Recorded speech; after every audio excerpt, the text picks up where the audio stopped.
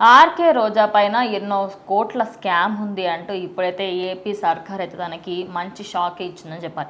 మరి ఇప్పటి వరకు తను చేసిన మంచి పనులు అయితే ఏవీ లేవు. అప్పట్లో ఆడుదాం ఆంధ్ర అని చెప్పేసి ఒకటి స్టార్ట్ చేశారు. అందులో కిట్ల పైన దానికి సంబంధించి అక్కడ ఎక్కడ చూసుకున్నా జగన్మోహన్ ఫోటోలు పెట్టడం అన్నీ చేస్తూ వచ్చారు. మరి ఇప్పుడు ఆర్కే రోజా పరిస్థితి ఏంటంటారు? అన్ని తప్పు పనులే చేసింది కదా. సో డెఫినెట్లీ ఆర్కే రోజా గారు ఆడుదాం ఆంధ్ర అని పెట్టారు. ఆవిడ ఆడించింది కాక ఆవిడ కూడా ఆడారు అనమాట. క్రికెట్ ఆడారు, కబడ్డీ ఆడారు, ఖోఖో ఆడారు. అంటే ఆవిడ వల్ల కాకపోయినా అన్ని కూడా ఆటలు ఆడేసి సో ఆడుతున్నట్టు అందరూ చూస్తుంటే నవ్వుకున్నారు అనమాట, బాగా ఆడుతుంది ఈవిడని చెప్పి. బట్ అందరూ ఆ ఆటను చూస్తూ ఉండగా ఈవిడ బ్యాక్ ఎండ్లో వచ్చి ఒక 400 కోట్ల దాకా చుట్టేశారనమాట. ఆ పేరు చెప్పి ఆడదాం ఆంధ్ర అనే పేరు చెప్పి. యాక్చువల్గా దానిలో ఏం చేయాలంటే ఎవరెవరైతే స్టేట్లో బాగా క్రికెట్ ఆడుతున్నారో వాళ్ళని ఎట్లా కంట్రీ వరల్డ్ లెవెల్కి పంపించాలి, సో వాళ్ళకి ఎటువంటి సదుపాయాలు ఇవ్వాలి, స్టేడియంస్ ఎట్లా డెవలప్ చేయాలి, వాళ్ళకి కిట్స్ ఎట్లా ఇవ్వాలి, ఇవన్నీ వాటి కోసం అని చెప్పి కొంత బడ్జెట్ ఇస్తారు. ఆ బడ్జెట్ని ఆవిడ దుర్వినియోగం చేసి ఆడదాం ఆంధ్రని ఒక ప్రోగ్రామ్ పెట్టి దానివల్ల ఎవరికి యూజ్ అయితే అవ్వలేదన్నమాట.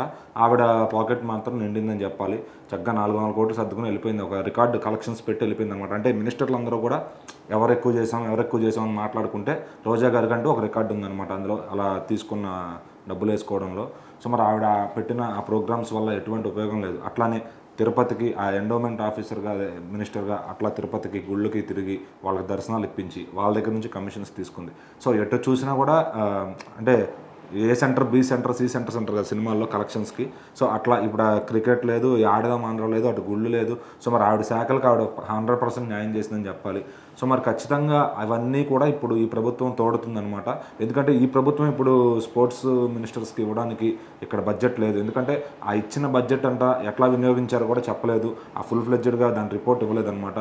సో ఇప్పుడు వీళ్ళు ఇస్తానికి ఎందుకంటే పాతది ఉంటుందనే ధైర్యంతో వీళ్ళైతే ఈసారి బడ్జెట్లో ప్రవేశపెట్టలేదు అనుకోవాలి. సో అరాకొర ఇచ్చుంటారు కానీ అది సరిపోదు.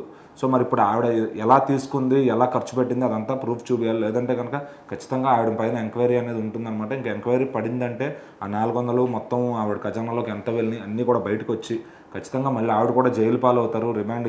మరి ఈసారి డబ్బుతో వ్యవహారం కాబట్టి అందరూ ఇంతకుముందు అరెస్ట్ అయిన వాళ్ళంతా నోటిది దురుసు, ఈవిడకి నోటి దురుసుతో పాటు డబ్బులు కూడా దోచేసింది కాబట్టి ఖచ్చితంగా ఇంకా లైఫ్ టైం అయితే ఖచ్చితంగా పడుతుంది. సో మరి చూద్దాం ఆవిడని ఎట్లా ఎంక్వైరీ చేస్తారు, ఏ విధంగా ఆవిడని. అంటే ఇప్పుడు నాకు తెలిసి అనిపిస్తుంది అంటే అందుకోసమే అనుకుంటా ఆవిడని లైన్లోకి తీసుకురావడానికే ఈ మాట బయట అసెంబ్లీలోకి తీసుకొచ్చారు. ఆవిడ స్పోర్ట్స్ అథారిటీలో ఎంత దొబ్బేసిందని చెప్పి. సో మరి 400 కోట్లైనా ఇంకా పైన వేరే ఏమన్నా తీసుకున్నారా? ప్రస్తుతానికి 400 కోట్లే కన్ఫర్మ్ అయింది. సో ఇంకేమన్నా తెలియని అకౌంట్స్ ఏమన్నా ఉంటే మరి ఆ ఎంక్వైరీలో తేలొచ్చు. మరి చూద్దాం రోజా గారి భవిష్యత్తు ఎలా ఉంటుంది ఏంటండి.